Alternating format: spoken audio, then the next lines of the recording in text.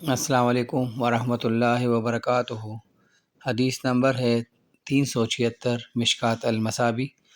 حضرت ابو ہریرہ رضی اللہ عنہ بیان کرتے ہیں، رسول اللہ صلی اللہ علیہ وآلہ وسلم نے فرمایا، اگر مجھے اپنی امت پر مشقت کا اندیشہ نہ ہوتا تو میں انہیں نماز عشاء تاخیر سے پڑھنے اور ہر نماز کے ساتھ مسواک کرنے کا حکم فرماتا۔ متفق علیہ۔ اس حدیث میں جو نماز عشاء کے بعد جو دوسرا حکم کا وہ ہے تو وہ مسواک کے بارے میں ہے۔